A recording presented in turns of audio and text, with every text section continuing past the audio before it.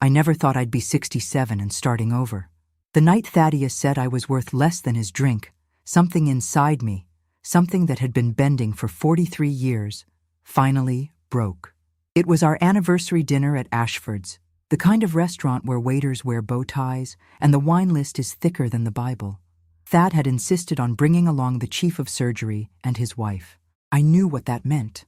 I was window dressing, expected to smile and nod while the men discussed their importance in the world of cardiothoracic medicine.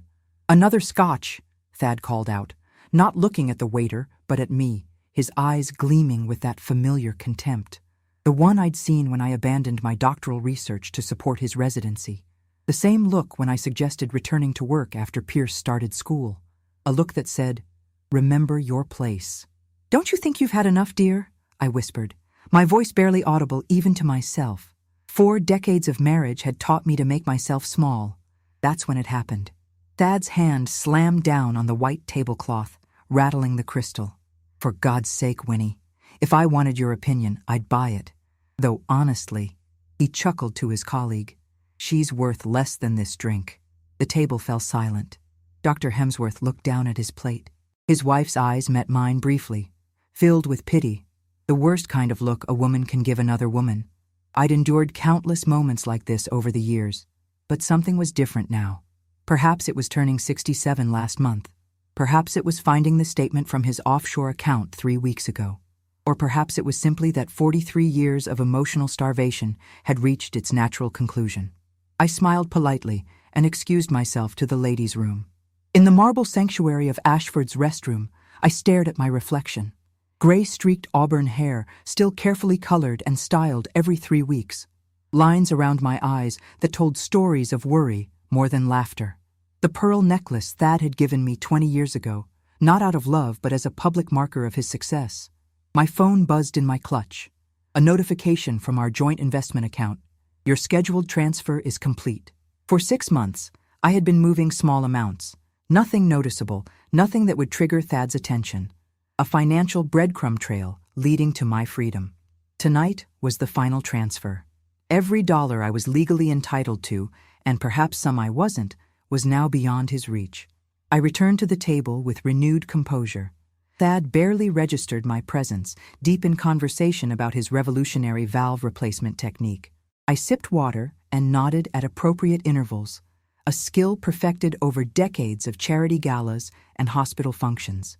When we arrived home to our colonial mansion in Westlake Hills, Thad was predictably drunk. He stumbled upstairs without a word, leaving his jacket on the foyer floor for me to pick up, as always. I hung up his cashmere coat and removed his wallet, finding receipts from jewelry stores where I'd never received gifts and restaurants I'd never visited. More evidence for my attorney, though I already had enough. The grandfather clock in the hallway chimed midnight as I entered Thad's study.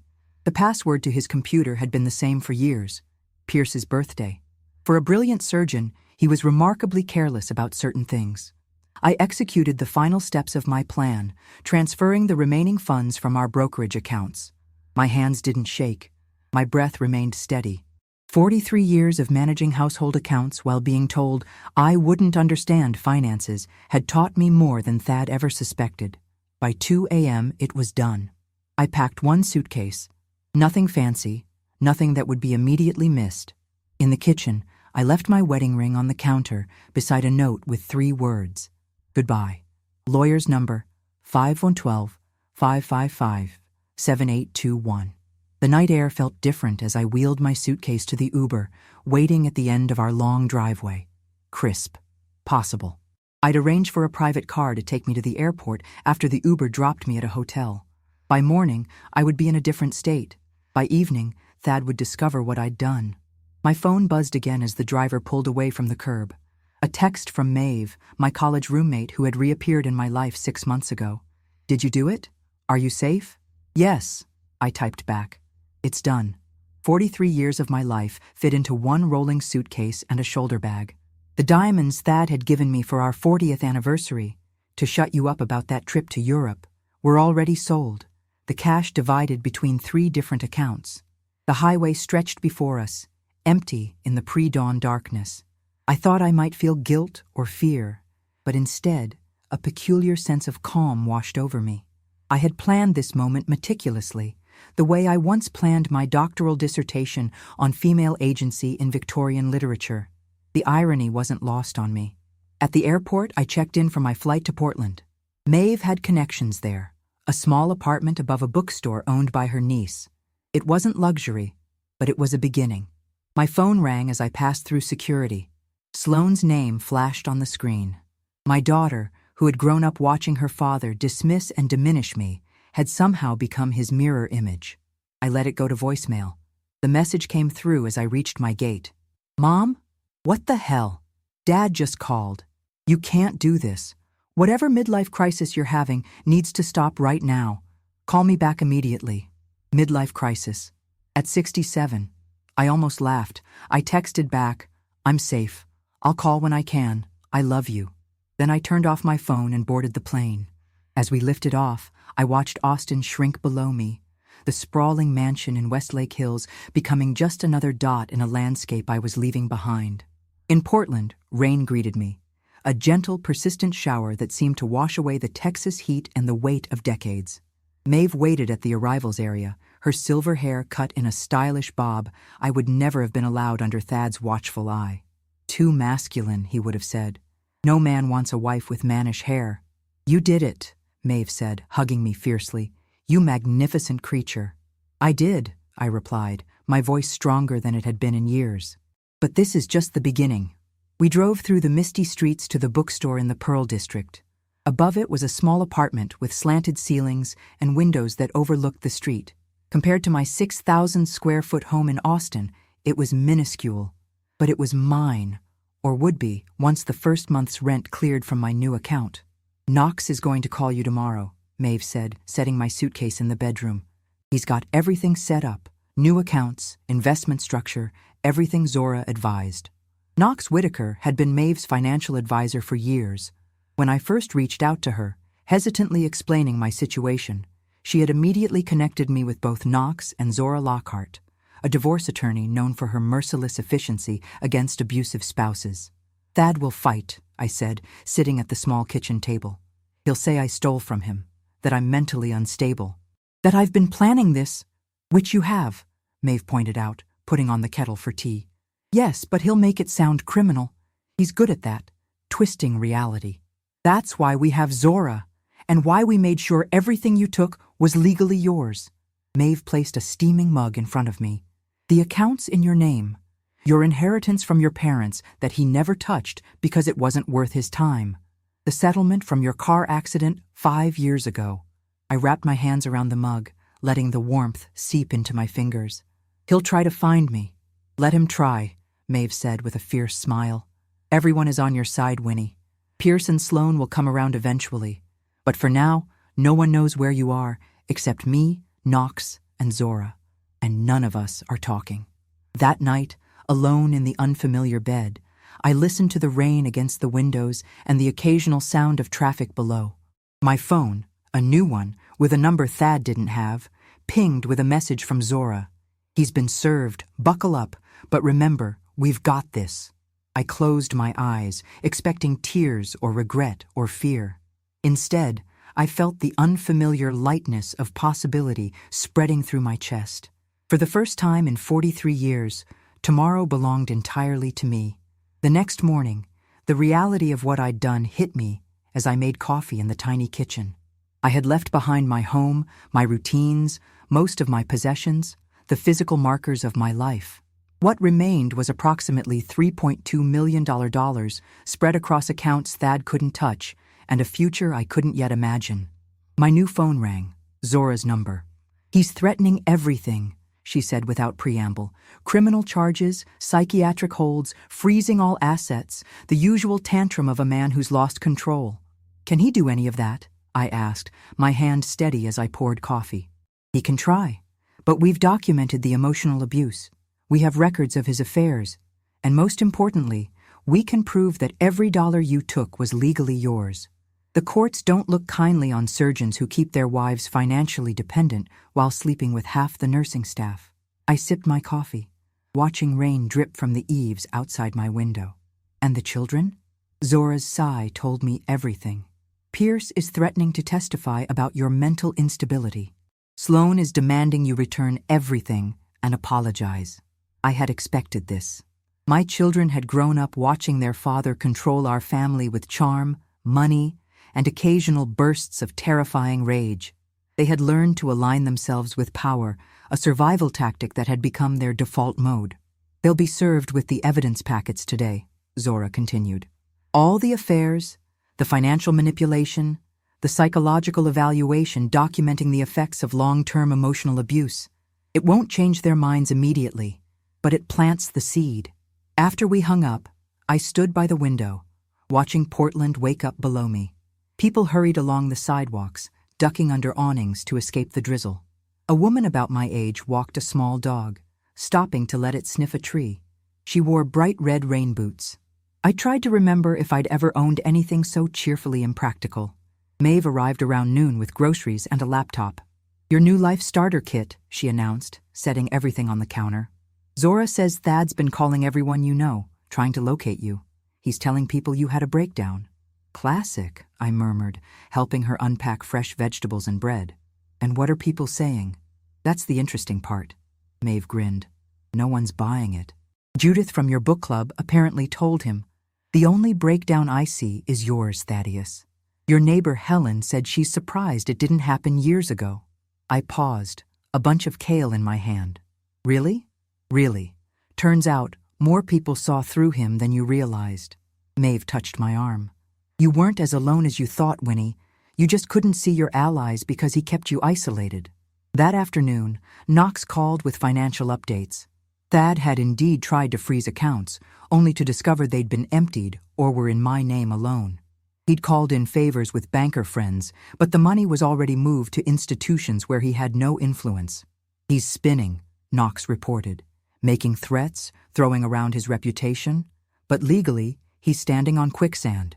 Zora's counterfiling has him cornered. As evening fell, I sat at my small table with a legal pad, making lists of what I needed to build my new life. Practical items, clothing, toiletries, kitchen basics, and less tangible needs, a purpose, a community, an identity beyond Dr. Hargrove's long-suffering wife. My phone lit up with a text from an unknown number. I opened it cautiously. Mom, it's Pierce, using my office phone. What you're doing to Dad is unforgivable. But if you need help, I'm still your son. Are you safe at least? The message caught me off guard. Pierce, who had morphed from a sensitive boy into his father's carbon copy, showing concern? I typed carefully. I'm safe. Thank you for asking. I hope someday you'll understand. I love you. His response came quickly. Dad thinks you're having a breakdown. Says you need to be under psychiatric care. Is that true? I could almost hear Thad's coaching behind the words. I replied, I'm healthier now than I've been in years. Please read the documents Zora sent. They explain everything. Where are you? He asked. I didn't respond. Whatever flicker of genuine concern might exist in my son, I couldn't risk Thad manipulating him into revealing my location.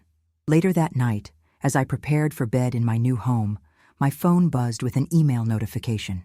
The sender was Thaddeus. Subject: This ends now. Winnie, you've made your point with this little vanishing act.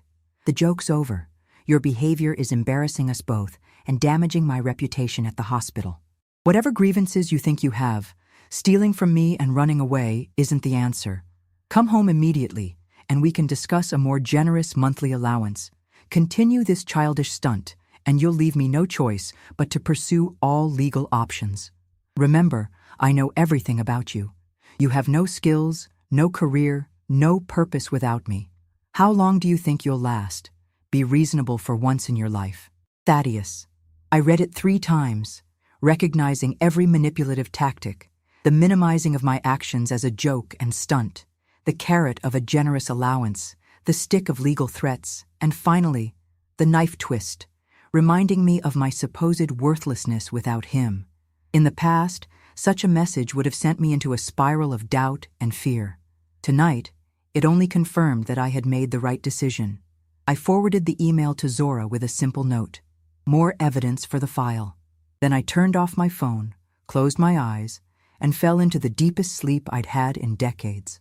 1 month into my new life, Portland's persistent drizzle had become a comforting constant. I'd established small routines: morning coffee by the window, afternoon walks through the Pearl District, evenings reading books I'd always wanted to explore, but Thad had dismissed as pretentious nonsense. My tiny apartment had slowly transformed with carefully selected items: a blue ceramic mug, a wool throw in autumn colors, a painting of the Oregon coast by a local artist. The legal battle raged on, though I experienced it primarily through Zora's succinct updates. Thad had indeed filed for an emergency psychiatric evaluation, claiming I'd suffered a breakdown.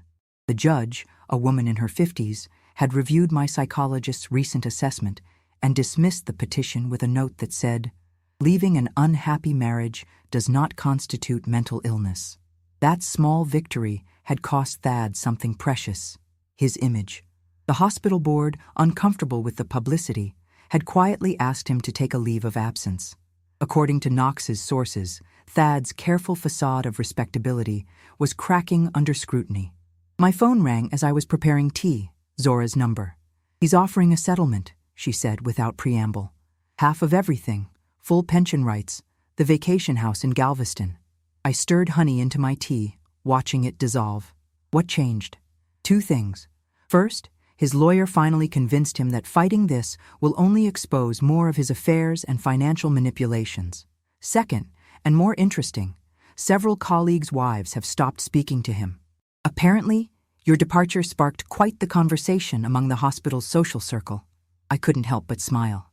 The Surgeon Wives Network, a group I'd been part of for decades, was a powerful force Thad had always underestimated. Those women had watched me shrink year by year under his criticism. They'd seen how he flirted with younger staff at hospital functions while I stood alone by the hors d'oeuvres. They'd noticed. "Tell him no," I said, surprising myself with my firmness. "I don't want half. I want what's legally mine, which we've already secured, and a divorce with no further contact." Zora was silent for a moment. "He won't like that. I've spent 43 years caring about what Thaddeus Hargrove doesn't like. I'm done with that job." After we hung up, I sat on my small balcony despite the chill, watching people below. A text notification appeared. "Sloan. Dad says you're refusing a generous settlement. This isn't like you, Mom. Why are you being so difficult?" I read it twice, recognizing Thad's vocabulary. Generous. Difficult. Words he'd used to control me for years. Now he was using our daughter as his mouthpiece. I typed back, "I'm not being difficult, Sloan. I'm being clear about what I want. And what I want is freedom, not more financial ties to your father. He says you're being vindictive." Of course he did. Any assertion of my own will had always been labeled as spite or irrationality. "I understand this is hard for you," I responded. "I hope someday we can talk about this when you're ready to hear my side. I love you." I put down the phone and returned to watching the street below. A young couple walked by, leaning into each other against the wind. I wondered if the girl, barely in her 20s, could imagine herself at 67, fleeing a marriage with one suitcase and a financial escape plan. Probably not. I couldn't have imagined it at her age either. That evening, Maeve invited me to dinner at her house in the West Hills. Her home was warm and cluttered in a way mine had never been allowed to be.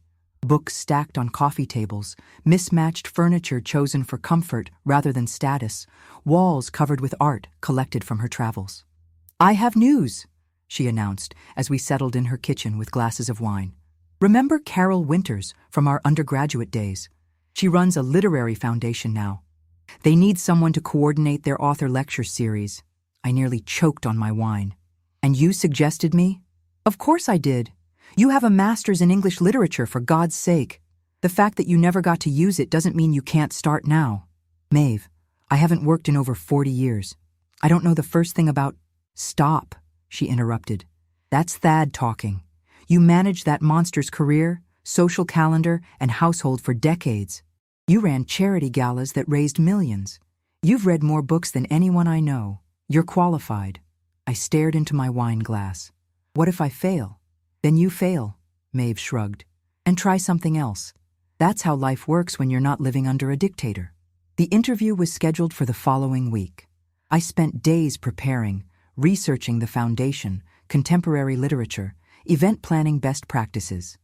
I bought a navy blue blazer, professional but not severe, and practiced answering questions in the mirror. The morning of the interview, my phone rang with a Portland area code I didn't recognize. "Mrs. Hargrove, this is Detective Rivera with Portland PD. We've received a missing persons report about you filed by your husband in Texas." My heart stuttered. "I'm not missing. I left my husband voluntarily." "That's what we figured, ma'am. But I need to confirm you're safe and acting of your own free will. Department policy." "I understand. Yes, I am perfectly safe and here by choice. My attorney can confirm everything." "That won't be necessary. We'll mark this as resolved. But you should know. Your husband has hired a private investigator. We can't interfere with that unless they break the law." After thanking the detective, I called Zora immediately. "Completely predictable," she sighed. "He's lost control, so now he's trying to track you down. The PI can't legally harass you, but they can watch public places. Be careful." The knowledge that Thad was actively searching for me cast a shadow over the day. By the time I arrived at the Reed Literary Foundation, my confidence had frayed at the edges. The foundation occupied a beautiful converted warehouse with exposed brick walls lined with bookshelves. Carol Winters greeted me with a warm hug that momentarily brought me back to the confident young woman I'd been in college. "Winnie Caldwell as I live and breathe," she said, using my maiden name. "Maeve told me what you've been through. I'm so glad you're here." The interview was unlike anything I'd expected. Instead of interrogating my qualifications, Carol and her team seemed genuinely interested in my perspectives on literature, my ideas for community engagement, my thoughts on making their programs more accessible. "The job is 25 hours a week," Carol explained as she walked me out. "Not full-time, but it comes with benefits. We'd love to have you join us." I stood on the sidewalk after she'd gone back inside, stunned by the offer. A real job, a purpose, income that had nothing to do with Thaddeus Hargrove. I was so distracted that I nearly walked into a man photographing the building across the street. He quickly turned away, but not before I caught a glimpse of his face. Something about his too casual stance sent a warning signal through my body. Instead of walking home as planned, I ducked into a cafe and called Knox. "I think Thad's PI just spotted me," I said quietly, watching the street through the window. The man had disappeared. "Where are you?" Knox asked, his voice sharp with concern. "A cafe near the Reed Foundation. I just had a job interview." "Stay there. I'll have my car service pick you up in 10 minutes. Black SUV, driver named Marcus. He's retired military and completely trustworthy." As promised, the SUV arrived promptly. The driver, a solid, quiet man in his 50s, simply nodded when I approached and opened the door. "Mr. Whitaker says to take alternate routes," he said once I was inside. "Just in case." We wound through Portland streets, doubling back occasionally until we reached my apartment building. Marcus insisted on escorting me inside and checking the apartment before leaving. "All clear, ma'am. Mr. Whitaker also asked me to give you this." He handed me a small device. "It's a security camera for your door. Easy to install, instructions inside. And this," he handed me a business card with his number, "is direct to me anytime." After he left, I sank onto my sofa, the morning's joy at being offered a job now overshadowed by the reality that Thad was actively hunting me. I installed the security camera with shaking hands. My phone pinged with an email notification. Thaddeus again. Subject: "This has gone far enough, Winnie. I know you're in Portland. Did you really think I wouldn't find you?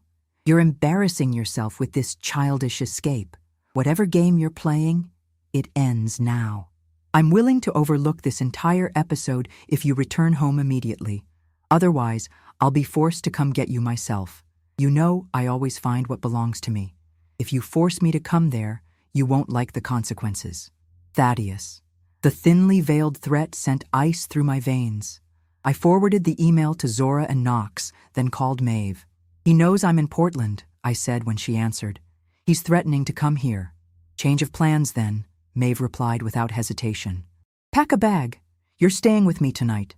Knox is already arranging additional security for both our houses." That night, in Maeve's guest room, I lay awake listening to the wind in the pine trees outside. My phone lit up with a text from Zora. "Restraining order filed. Security measures in place. We've got this, Winnie." I tried to take comfort in those words, but Thad's email kept replaying in my mind. You know I always find what belongs to me. That was how he saw me, not as a person, but as a possession that had strayed. The next morning brought surprising news from an unexpected source. Pierce had emailed me directly, not through Sloan, not from his office phone. Mom, I've read the documents, all of them. I need time to process this, but I want you to know I've told Dad I won't help him find you. Stay safe. P. I read it over and over, tears blurring my vision. My son, who had spent decades seeking his father's approval, mirroring his attitudes and dismissals, had drawn a line. It wasn't forgiveness or understanding, not yet, but it was a start.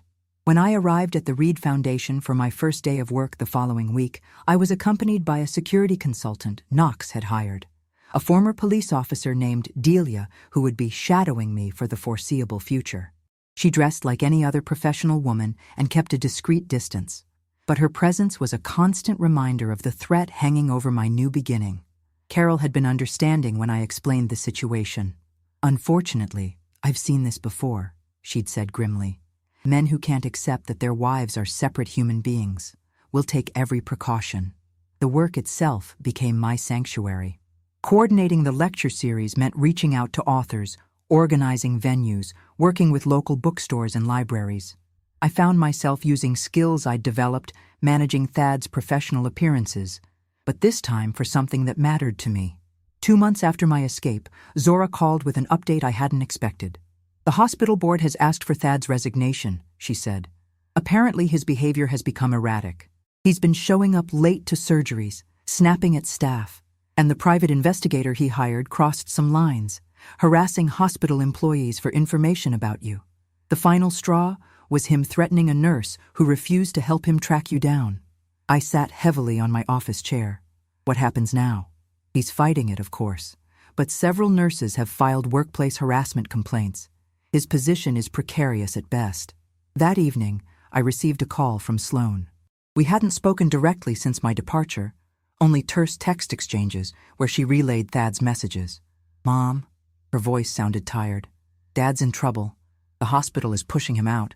I heard, I said carefully. He's not doing well.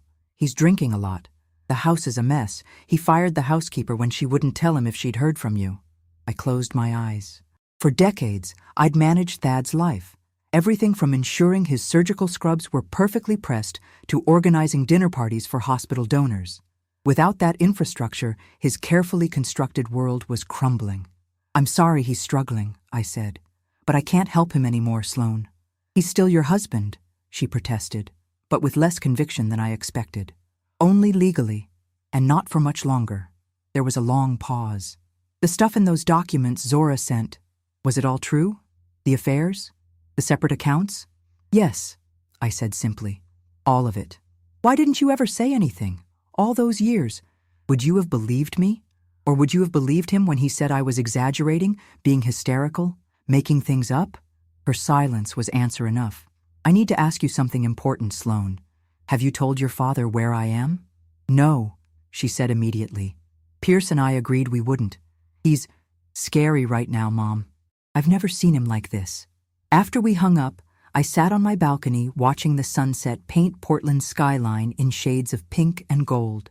For the first time since my escape, I allowed myself to really think about Thaddeus, not as the threat hanging over my new life, but as the man I'd spent 43 years with. He would be adrift now, his carefully constructed image fracturing under pressure. The renowned surgeon, the community leader, the perfect husband. All those masks were slipping, revealing the angry, controlling man who had always lurked beneath. Part of me, a small, conditioned part, felt the familiar pull to fix it, to smooth things over, to make his world function again. But that part was growing weaker every day, replaced by something I barely recognized. Self-preservation. Self-respect. The next morning, Knox called with news that sent a shock through my system. Thad's in Portland, he said grimly. He flew in last night. We have people watching him, but you need to be extremely careful. Don't go anywhere alone. We're increasing security at your apartment and at Maeve's. How did he know where to look? I asked, my hands suddenly cold. Portland isn't exactly a needle in a haystack if he knew you were in Oregon. And Maeve has always lived here. It wouldn't take much to connect those dots. I canceled my meetings for the day and stayed in Maeve's house, where Knox had arranged for additional security. The walls that had felt so liberating just days before now seemed to be closing in. I'd exchanged one prison for another, still living in fear of Thad's control. "No," I said aloud to the empty room. "I won't live like this." I called Zora and laid out what I wanted to do. She was silent for a long moment after I finished. "It's risky," she said finally. "But I understand why you need to do it. We'll make the arrangements. Just promise me you'll have security with you every second." The next day, I sat in a private room at the Heathman Hotel, Delia positioned outside the door, Knox beside me. We'd chosen a public place for safety, but secured a room where we wouldn't be overheard. At precisely 2 o'clock, there was a knock. Knox opened the door. Thaddeus Hargrove stood in the doorway, his imposing frame somehow diminished. The perfect silver hair was slightly disheveled. His tailored suit hung looser than it should. But his eyes, those cold blue eyes that could freeze me with a glance, were the same. "Winnie," he said, his voice a mixture of relief and fury. "This little adventure ends now. I'm taking you home." "Sit down, Thad," I said, surprising myself with the steadiness of my voice. "We have things to discuss." Thad remained standing, his eyes darting between me and Knox. The subtle tightening of his jaw, a warning sign I'd learned to recognize decades ago, told me he was struggling to maintain control. "I'm not discussing anything with him present," Thad said, gesturing dismissively toward Knox. "Mr. Whitaker stays," I replied, folding my hands on the table. "Or this meeting ends now." It was a small assertion, but one that would have been unthinkable just months ago. Thad's eyes narrowed. He pulled out the chair across from me with more force than necessary and sat down, his posture rigid. "You've made your point, Winnie," he said, his voice slipping into the patronizing tone he'd perfected over the years. "You're upset about something. Fine, but this performance has gone far enough. Do you have any idea what you've done to my reputation? To our children? Our children are adults who can form their own opinions," I said. "And your reputation is the result of your own actions, not mine." Thad's carefully constructed mask slipped for an instant, a flash of raw anger crossing his face before he composed himself. It was an expression I'd seen countless times in the privacy of our home, but never in public where he maintained his image as the charming, respected surgeon. "Let's be practical," he continued, leaning forward. "You've had your adventure, made your statement. I'm prepared to be generous. Come home now, and we'll put this behind us. I won't even pursue charges for the money you took." "The money I took was legally mine," I said, "as Zora has thoroughly documented." Thad's eyes hardened at the mention of my attorney. "You've surrounded yourself with people who are using you, Winnie, taking advantage of your emotional state. These so-called friends don't know you like I do. They don't understand what you need." I studied my husband's face, the face I'd woken up to for 43 years. I knew every line, every expression. I could read the calculation behind his eyes as he tried to determine which approach would work best: intimidation, guilt, or charm.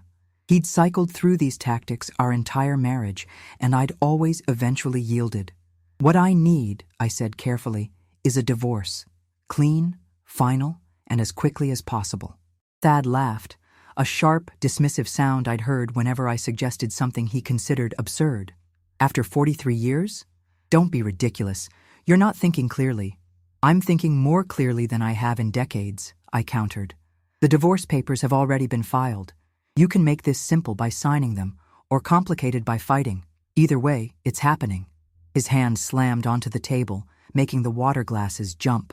Knox shifted slightly beside me, but remained silent.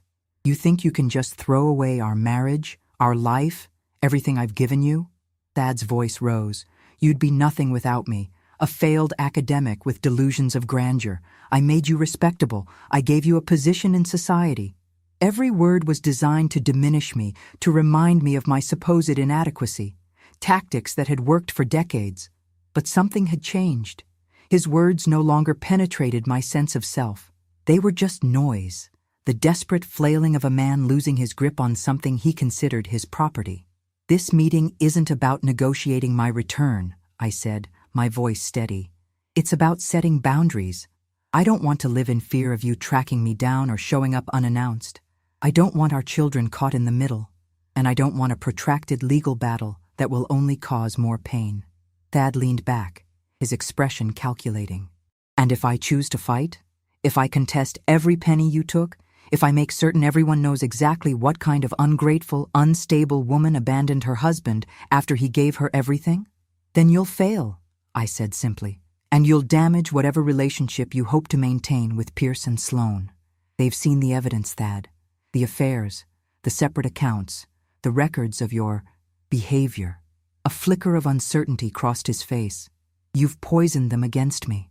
No, I've simply shown them the truth, something I should have done years ago. Thad's eyes darted around the room as if searching for an escape route, a new angle of attack. Finding none, his shoulders sagged almost imperceptibly.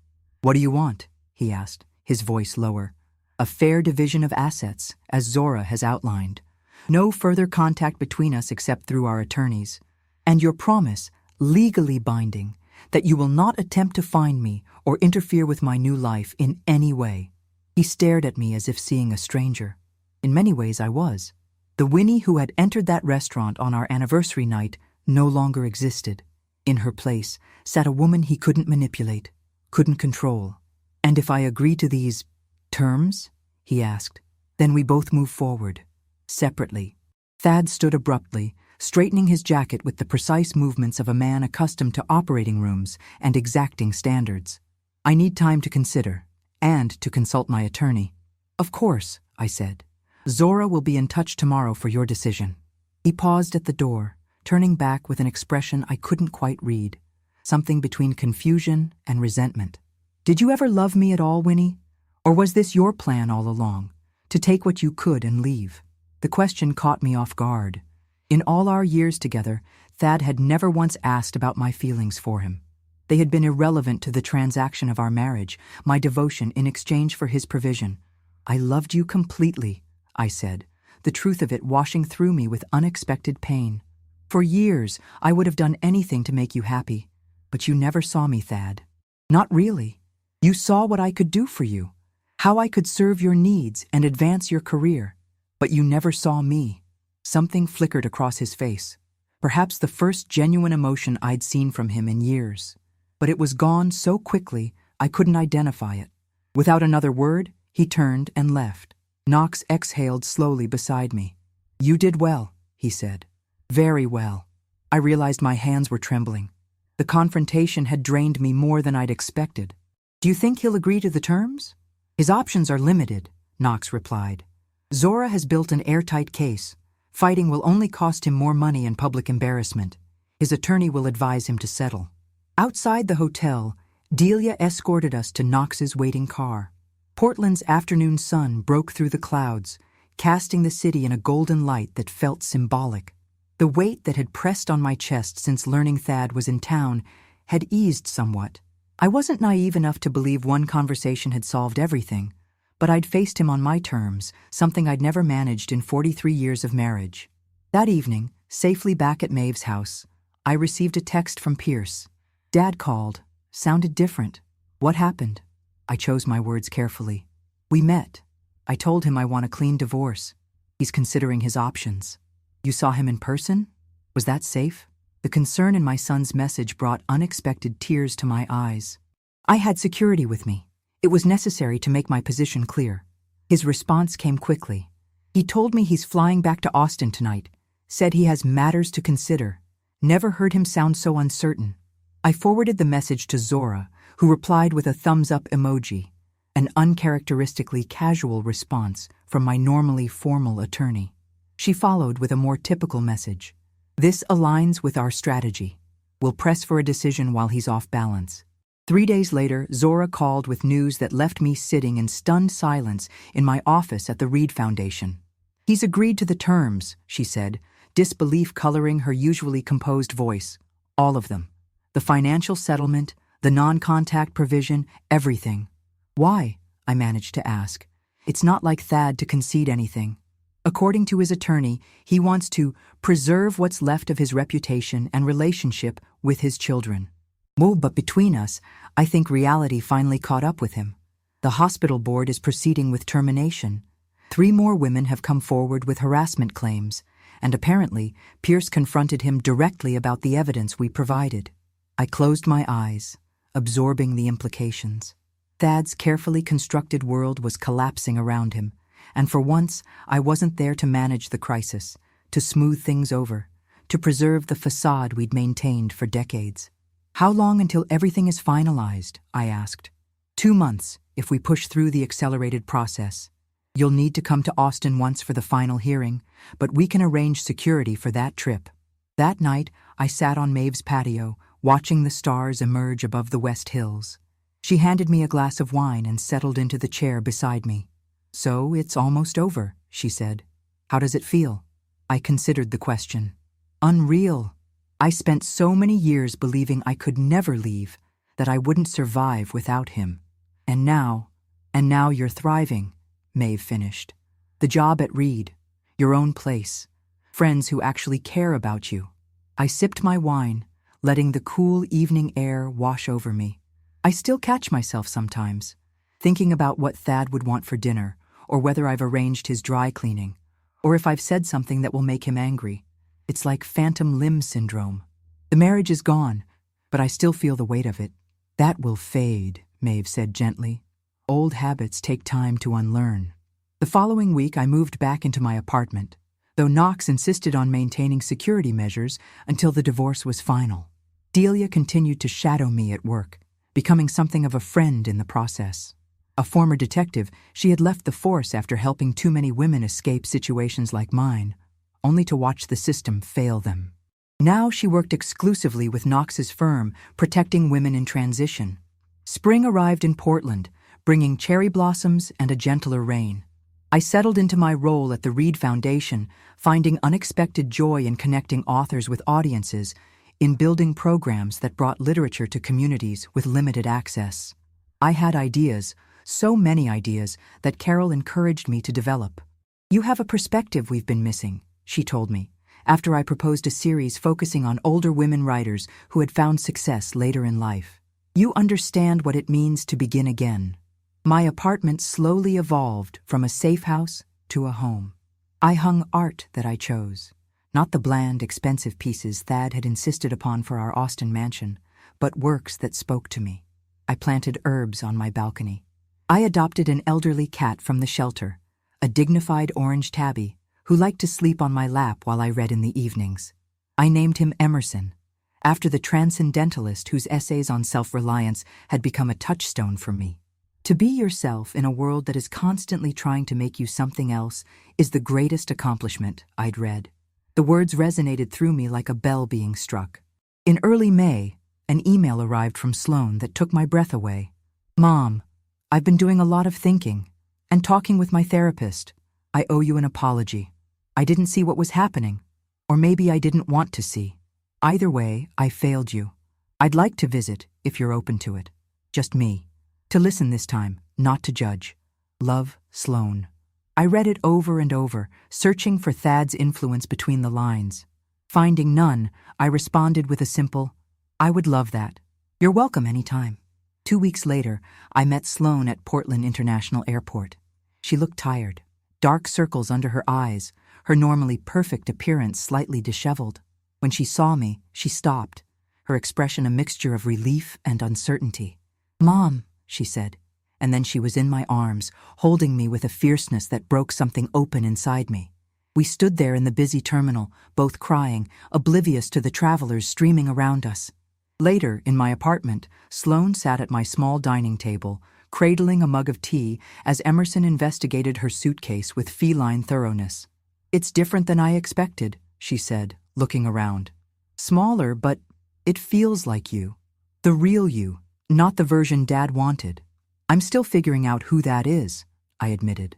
"After so many years of being defined by your father's expectations, it's strange to make choices based solely on what I want."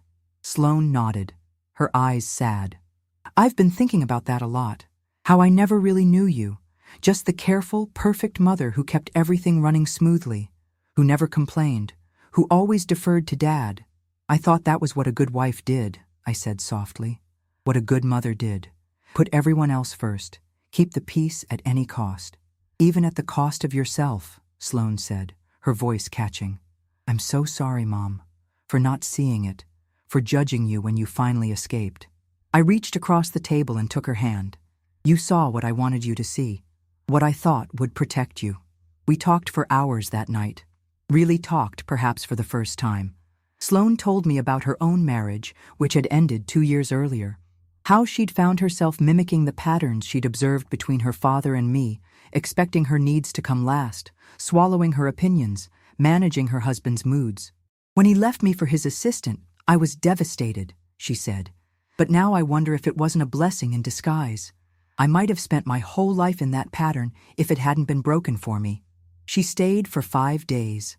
We explored Portland together, the Japanese garden, Powell's books, the Saturday market.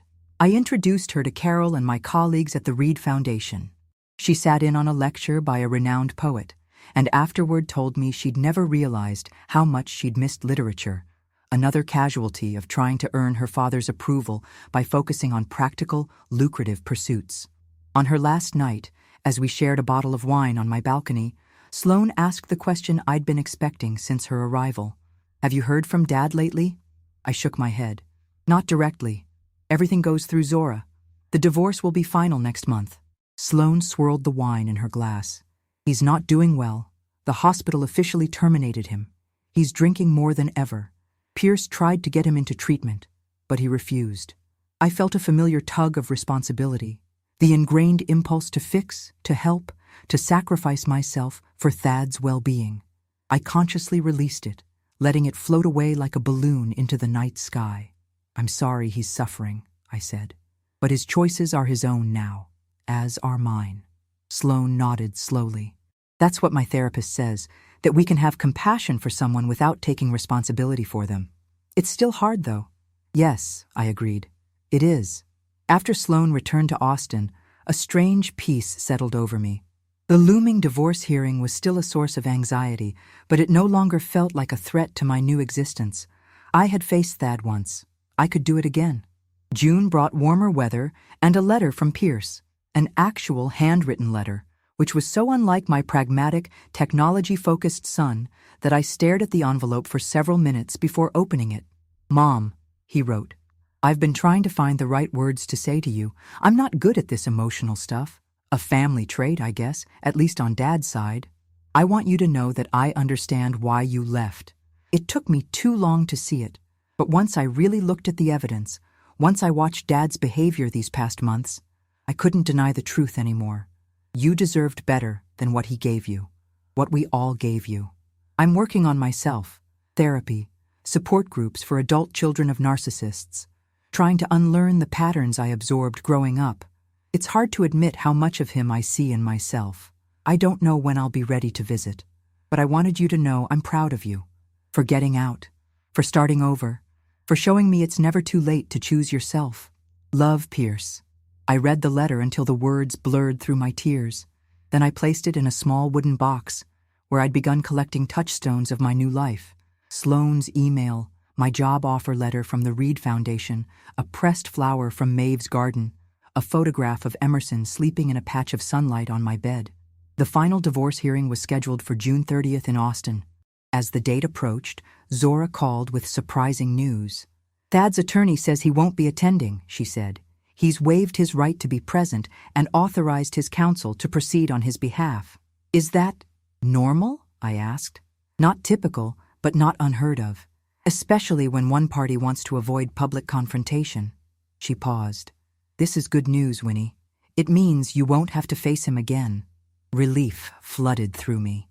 I had been preparing myself mentally for another encounter, another test of my newfound strength against Thad's manipulations. The knowledge that he'd chosen to absent himself felt like one final victory, an acknowledgement that he could no longer control or intimidate me. The week before my flight to Austin, I received an unexpected package at my office. Inside was a small leather-bound volume of poetry by Mary Oliver. The inscription read simply, "For Winnie, who is saving her own life. With admiration, Carol." I opened to a page marked with a slender ribbon and read, "Tell me, what is it you plan to do with your one wild and precious life?" The question settled into my bones, a challenge and a promise wrapped in one. At 67, after decades of existing primarily as an extension of Thaddeus Hargrove, I was finally discovering the answer. Austin in summer was exactly as I remembered, oppressively hot, the air so thick it felt like breathing through a damp cloth. As my plane descended, I watched the sprawling city come into focus, feeling strangely detached from the place I'd called home for over 4 decades. Zora met me at the airport, her crisp linen suit and confident stride a reassuring presence. "Everything's in order," she said as we walked to her waiting car. "The judge has reviewed all documents. It should be straightforward." The courthouse was mercifully cool after the blistering heat outside. I sat beside Zora in the courtroom, conscious of the empty space where Thad's attorney would soon sit. My hands were steady, my breathing even. The fear that had been my constant companion for so many years was noticeably absent. At precisely 10 a.m., Judge Elaine Cortez entered, a woman about my age with silver-streaked hair and eyes that missed nothing. Thad's attorney, a younger man than I expected, nodded respectfully in my direction before taking his place. The proceedings were surprisingly brief. Judge Cortez reviewed the settlement agreement, asked me a few questions to confirm my understanding and consent, and then simply said, "The court grants the dissolution of marriage between Winifred Caldwell Hargrove and Thaddeus James Hargrove, effective immediately. The terms of the settlement agreement are hereby ordered. Ms. Hargrove, you may return to your birth name if you wish." Just like that, 43 years of marriage ended in less than 30 minutes. I sat still, waiting for some dramatic emotional response. Grief, perhaps, or elation. Instead, I felt a quiet certainty, like the final piece of a puzzle sliding into place. Outside the courthouse, Zora handed me a sealed envelope. "This came to our office yesterday, addressed to you. We screened it, nothing dangerous." I recognized Thad's handwriting immediately. For a moment, I considered throwing it away unopened, but curiosity won out. I slipped it into my purse to read later, when I was alone. Pierce had insisted on picking me up from Zora's office. When I emerged from the building, he was waiting beside his car, tall and formal in a suit that reminded me so much of his father that my breath caught. But when he hugged me, the embrace was entirely his own, awkward but sincere, nothing like Thad's calculated public displays of affection. "It's done?" he asked as we pulled away from the curb. I nodded. "I'm officially no longer Mrs. Thaddeus Hargrove. How does it feel?" "Surreal," I admitted. "But right." We drove in comfortable silence for a while. Austin flowed past the windows, familiar landmarks interspersed with new developments that had sprung up in my absence. "I'm selling the house," Pierce said finally. "Dad can't maintain it, financially or otherwise. He's moving into a condo next month." I tried to imagine Thad in a condo, the man who had insisted on the biggest house in the most prestigious neighborhood, who had scoffed at anyone who lived in less than 5,000 square feet. It was almost impossible to picture. "How is he?" I asked, surprising myself with the question. Pierce glanced at me, then back at the road. "Physically? Okay, I guess. He stopped drinking at least. A colleague helped him get a position at a private practice. Nothing like his former status, but it's something. Emotionally?" He shrugged. "He doesn't talk about you, or the divorce, or anything real, actually." I nodded, understanding perfectly. Thad had always dealt with emotional challenges by simply refusing to acknowledge them. "And you?" I asked. "How are you doing with all this?" A small smile crossed Pierce's face. "Better than I expected. The therapy helps. And I've been reconnecting with Sloan. Really talking, about growing up in that house, about Dad, about how we both tried so hard to please him. We had dinner that night at Sloan's apartment, just the 3 of us. My children seemed different somehow, softer, more open. We talked about my work at the Reed Foundation, about Sloan's decision to leave corporate law for a position with a nonprofit, about Pierce's tentative steps toward changing his own medical practice to focus more on patient care and less on prestige. Neither of them mentioned Thad directly, but his absence hung in the air, not as a wound but as a space being filled with something new and fragile and hopeful. In my hotel room that night, I finally opened Thad's letter. His precise surgeon's handwriting filled a single page. "Winnie, by the time you read this, our marriage will be legally ended. There are things I should say to you face to face, but I find I lack the courage. I won't insult you with apologies.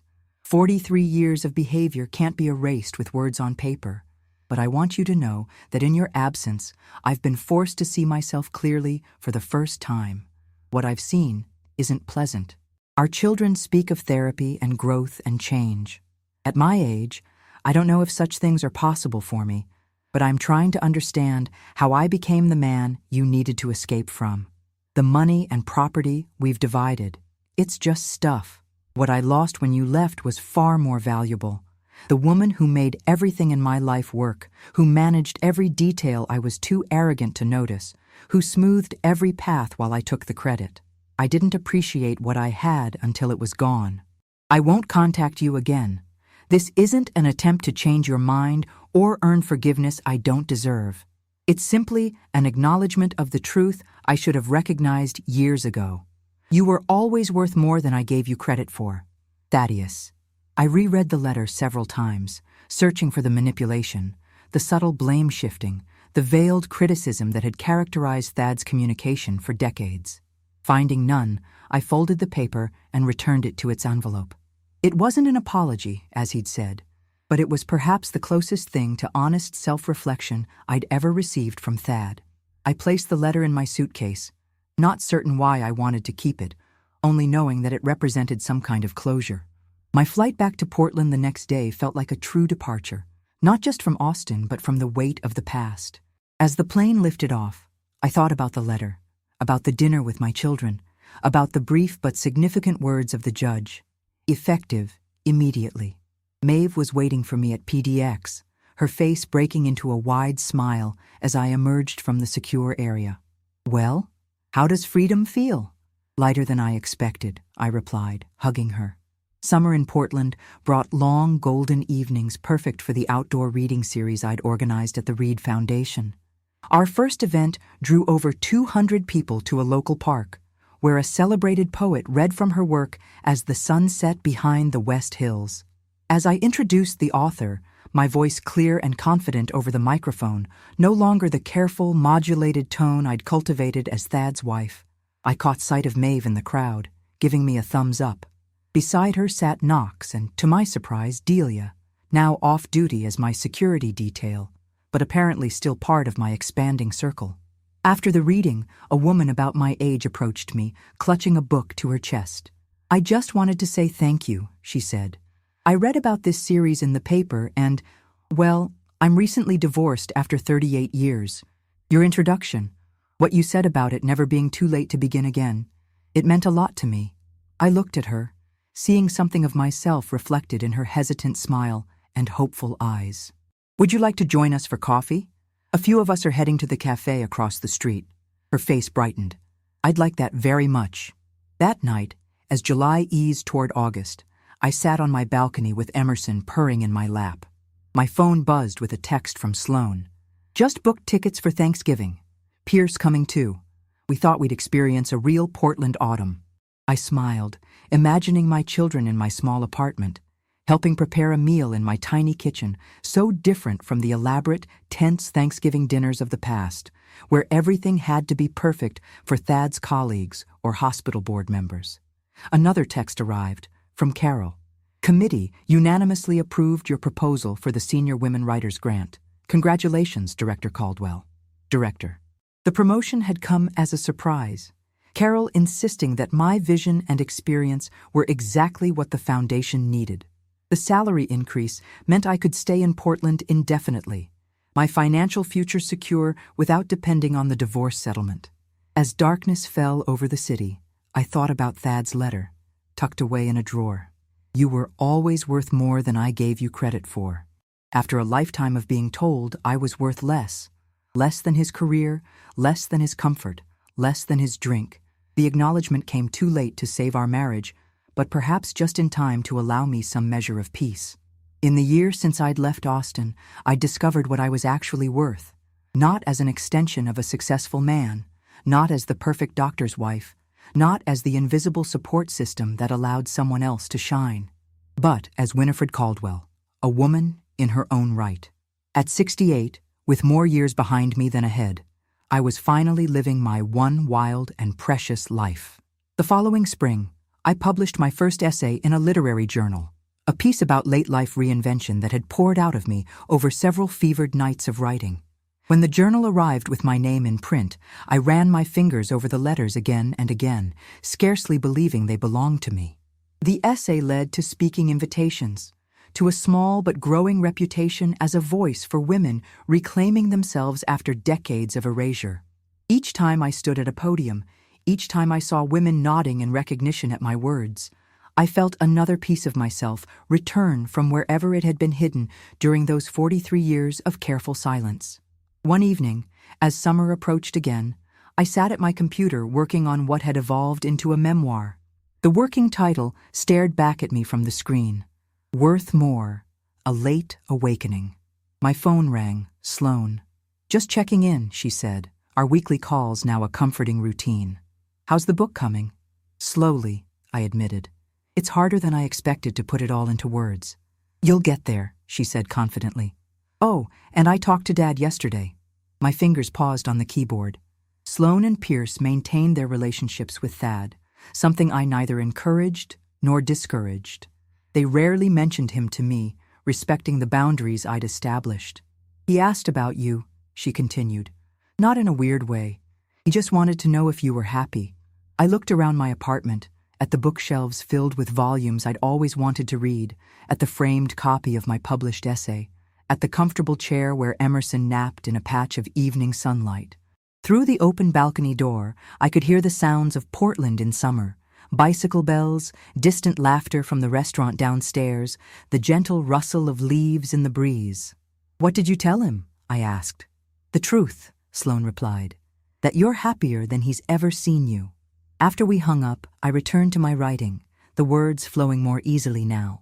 The story I was telling wasn't just about escaping a controlling marriage. It was about a woman who discovered, at 67, that she was worth everything, every risk, every change, every moment of fear and uncertainty, to finally claim her own life. If you've ever felt trapped in a situation that's draining your spirit, remember that it's never too late to choose yourself. Your worth isn't determined by someone else's valuation. If my story resonated with you, please hit that subscribe button and share with someone who might need to hear that they are worth more than they've been led to believe.